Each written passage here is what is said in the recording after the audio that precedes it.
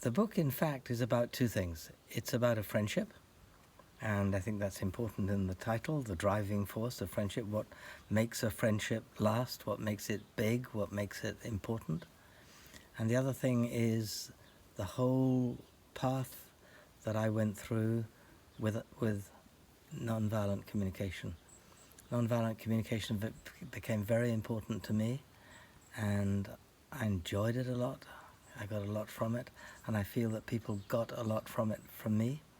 And so this book tells the story of how I learned and then practiced NVC.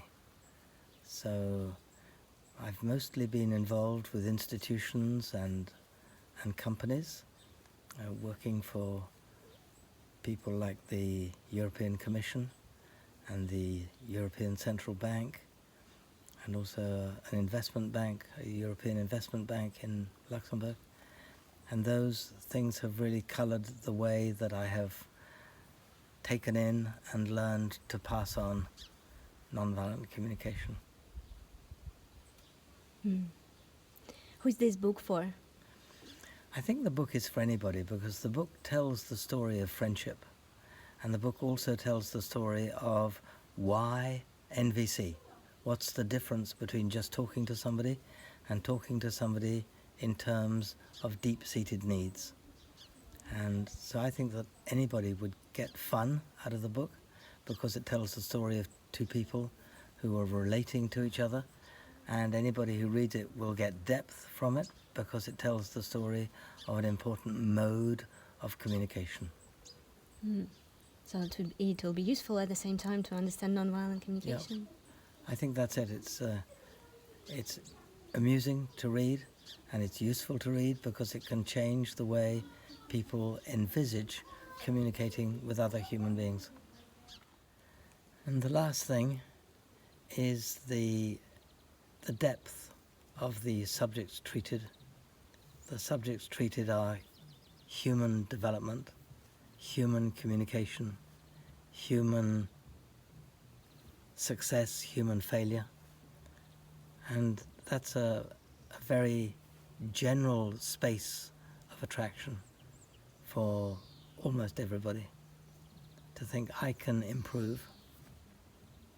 And look at these two people. It looks as if they improved. Maybe I can too. That gives hope. That's hope. That gives hope. Could you present Lorna Ritchie and who she is in your life? I'll try. Lorna Ritchie is an Irish woman who left Ireland for England, like a lot of Irish people did, and then she moved to Germany. And she's been in Germany for 30 years. She first of all did a degree in psychology, and she then met Marshall Rosenberg and became a certified trainer. She became the head of her own company. She was the CEO of a social workers company, and she now teaches a lot for big companies in Berlin and other places in Germany, and also for the European Commission. And who is she in your life? In my life, she's somebody I met in Hungary while I was teaching with Marshall Rosenberg. She came along as a participant to an IIT, an international intensive training, and we met there, and she knew at that time that I would be teaching in France, and she knew also that I didn't like driving very much. So she said, I'll drive you. And she came to Brussels, and she drove me first of all to, I think it was Angers, and then down on to Éancé. And she also drove me to the Peace Factory. And that took several years, these various driving jaunts. And that makes up a large part of the book, the description of the travel. So it's a travelogue as well. I think it was important for me to publish it because people on my courses said, Godfrey, have you written a book? And I said, no, I haven't written a book. And they said, oh, but you ought to write a book because you have important things to say to the world. And I'm not the sort of person who can sit down at a desk and write. I didn't write it. I spoke it, and that made a big difference because I know that in my trainings, I like to tell stories because they are stories that are relevant to people's issues and they're relevant to the practice of nonviolent communication. Yes. And we recorded that, and you took the recording to wherever and you typed it up. And then sometimes you just thought of a story. Sometimes you just came up with a story. You'd see something happen. I don't think it was just my questions. I mean, it's nice of you to say that, but you are so full of life stories, and you have a fitting story for every situation, it seems. I think that is true as well, that whenever I experience something, very often an analogy arises in me, and I think, oh, this situation is like the situation I experienced during the war.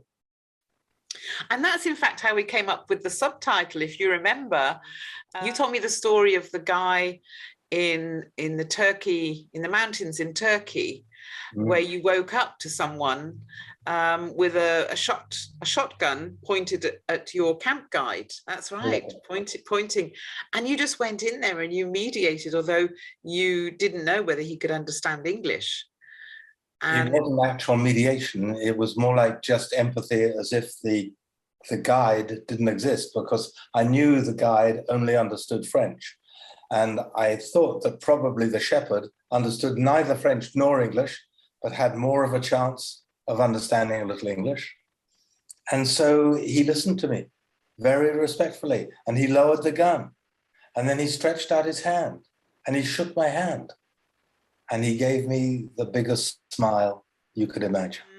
And I remember my response was, well, it's good that you weren't at the wrong end of the gun. And that's when you said, there is no right end of the gun. And that's how we came up with the title. Do you remember? Yeah, that's really good. And it kind of stuck with us, didn't it? Because it would have been awful for that shepherd if he had actually shot somebody. His life would be in tatters.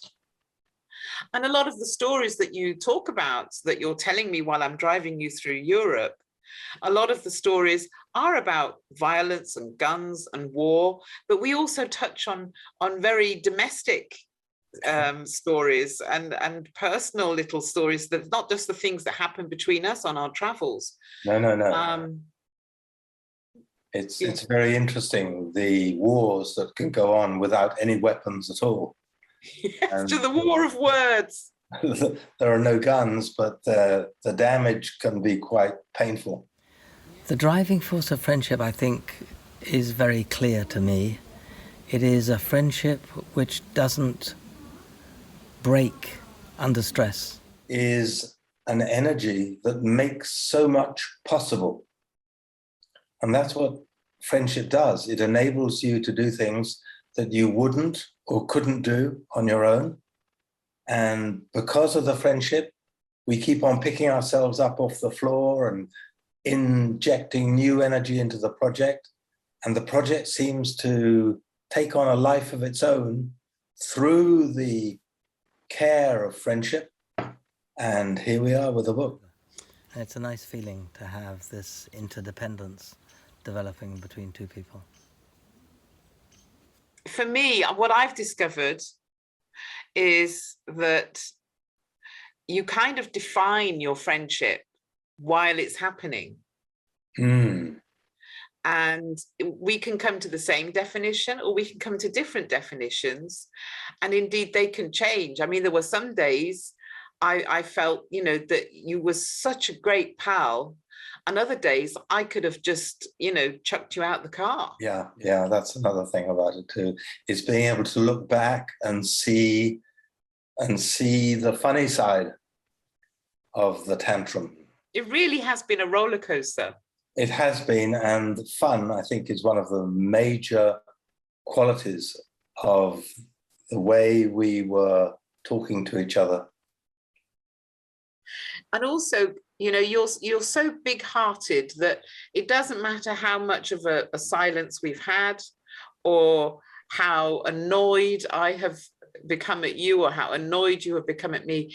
If at some point I stretch my hand out to you, you will never bat it away. No, and I think that comes from your expression of UCL, unconditional love.